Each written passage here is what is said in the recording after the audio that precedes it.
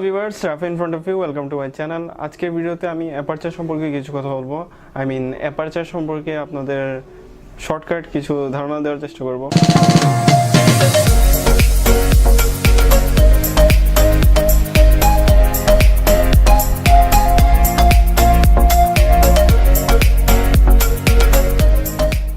Viewers, aperture যেটাকে app stop number বলা হয় বা অ্যাপ দ্বারা প্রকাশ করা হয়, আপনারা লেন্সের গায়ে দেখতে পাবেন যে বিভিন্ন লেন্সের গায়ে লেখা থাকে যে f1.4, f2.8, আবার বিভিন্ন লেন্সের গায়ে লেখা থাকে যে f3.5 টু f5.6। সো যেগুলোর গায়ে f1.4 or f2.8 or f1.8 লেখা থাকে সেগুলো অ্যাপারচারকে ফিক্সড অ্যাপারচার বলা হয়। আর যেগুলোর গায়ে 3.5 to 5.6 or 4 to 5.6 লেখা থাকে সেগুলো অ্যাপারচার জুম ইন এবং আউট করার সাথে সাথে অ্যাপারচারও চেঞ্জ হয়। অ্যাপারচার হচ্ছে লেন্সের ওপেনিংটা। আপনি যদি একটা লেন্স নেন, এটা আমার কাছে হচ্ছে 50mm f1.4 এর লেন্স, যেটার অ্যাপারচার অনেক বড়। যেহেতু এটা f1.4, তার মানে এর ওপেনিংটা অনেক বড়, তাই এর অ্যাপারচারটাও বড়।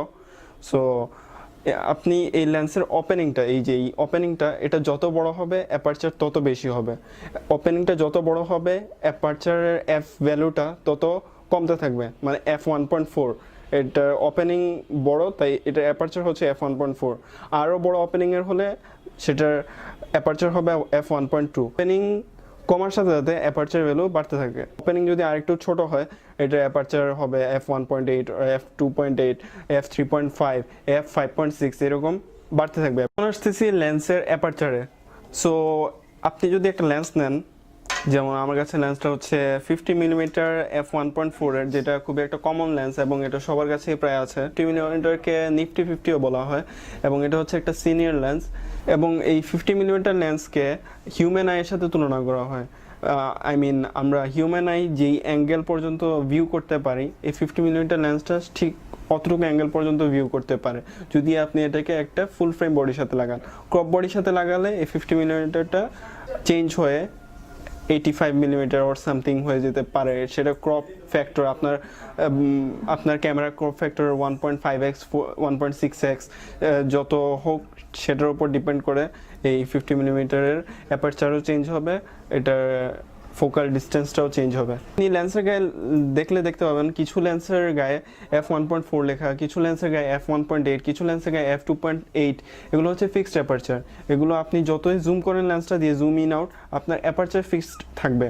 আপনার জুম ইন ওর আউট করার সাথে সাথে অ্যাপারচার অটোমেটিকলি কখনো চেঞ্জ হবে না যদি আপনি অ্যাপারচারটা না চেঞ্জ করেন। তো অনেক লেন্সে আপনি দেখবেন যে অ্যাপারচার লেখা যে f3.5 to f5.6 or f4 to f5.6। সকল লেন্সে আপনি জুম ইন এবং আউট করার সাথে সাথে আপনার অ্যাপারচার ভ্যালুটাও চেঞ্জ হবে।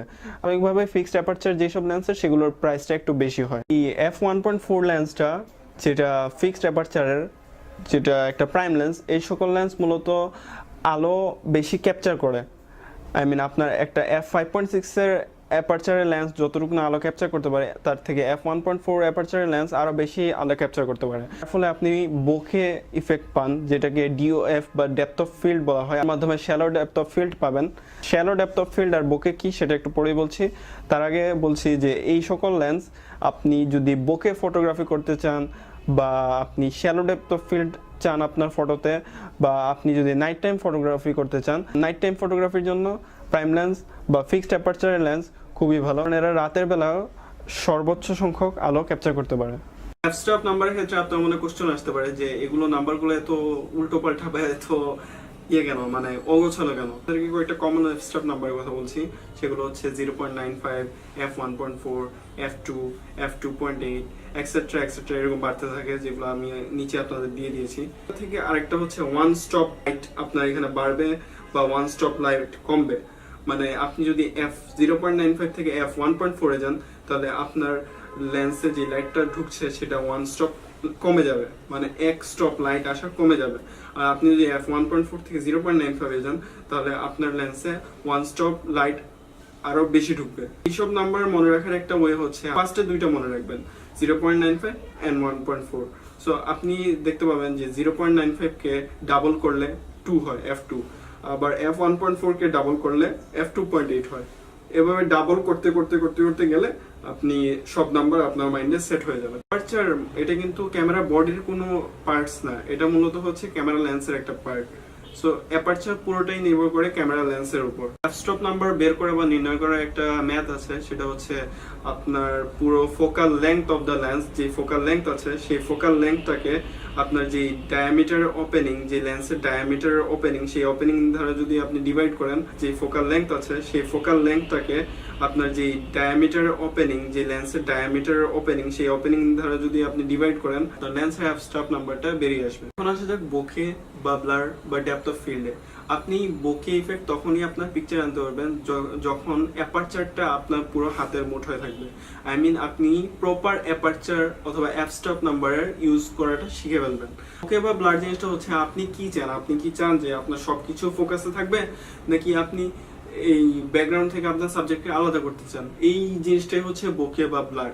এখন এই বোকে বা ব্লারে আপনার ডান পাশ থেকে বাম পাশ বা বাম পাশ থেকে ডান পাশ, উপর থেকে নিচ বা নিচ থেকে উপর সবকিছু ফোকাসে থাকবে, জাস্ট ফ্রন্ট টু ব্যাক, সামনে থেকে পিছনে জিনিসটা ফোকাসে থাকবে না।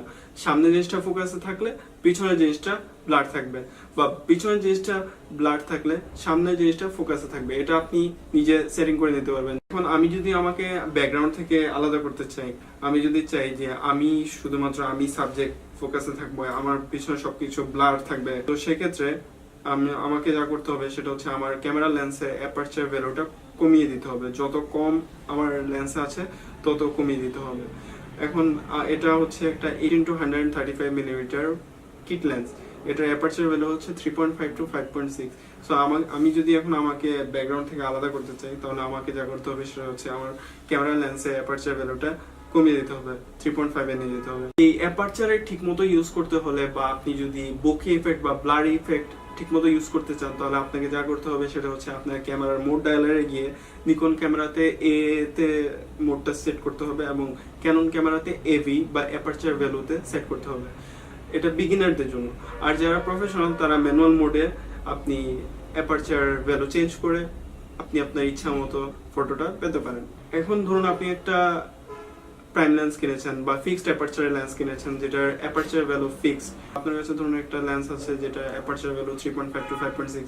এখন আপনি বলবেন যে তাহলে আমি সবসময় 3.5 দিয়ে সব ফটো তুলবো বা সব ভিডিও করব, বা আমি আমার যে ফিক্সড অ্যাপারচারের লেন্স আছে সেটাতে f1.4 বা f1.8 বা f2.8 রেখে সবসময় ফটো বা ভিডিও করব। আসলে সেটা জায়গার ক্ষেত্রে আপনাকে অ্যাপারচারটা চেঞ্জ করতে হবে।